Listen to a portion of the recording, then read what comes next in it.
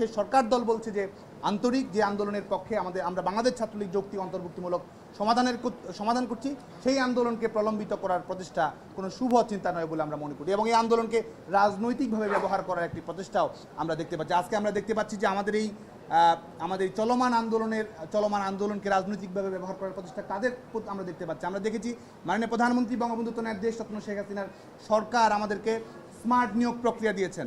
আমাদের সরকারি বেসরকারি খাতে স্বচ্ছতা, মেধা, যোগ্যতার ভিত্তিতে চাকরির প্রক্রিয়া নিশ্চিত করেছেন। আমাদের প্রত্যেক বছর বিসিএস পরীক্ষা সহ সরকারি বেসরকারি চাকরির সুযোগ তৈরি করে দিয়েছেন।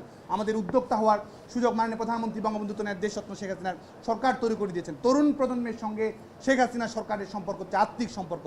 তরুণ প্রজন্মের সঙ্গে শেখ হাসিনা সরকারের সম্পর্ক হচ্ছে হৃদয়ের সম্পর্ক। তরুণ প্রজন্মের সঙ্গে শেখ হাসিনা সরকারের সম্পর্ক হচ্ছে অভিন্ন মুক্তিযুদ্ধের চেতনা বাস্তবায়নের অভিন্ন লড়াইয়ের সম্পর্ক। আজকে আমরা দেখতে পাচ্ছি যে শিক্ষার্থীদের এই আন্দোলনকে ভিন্ন খাতে প্রবাহিত করার জন্য বিএনপি জামায়াত গোষ্ঠী, যেই বিএনপি জামায়াত গোষ্ঠী তরুণ প্রজন্মের স্থায়ী শত্রু, যেই বিএনপি জামায়াত গোষ্ঠী তরুণ প্রজন্মের স্বপ্ন নিয়ে ছিনিমিনি খেলেছে, তারা আজকে এই আন্দোলনে সংহতি প্রকাশ করার জন্য চেষ্টা করছে।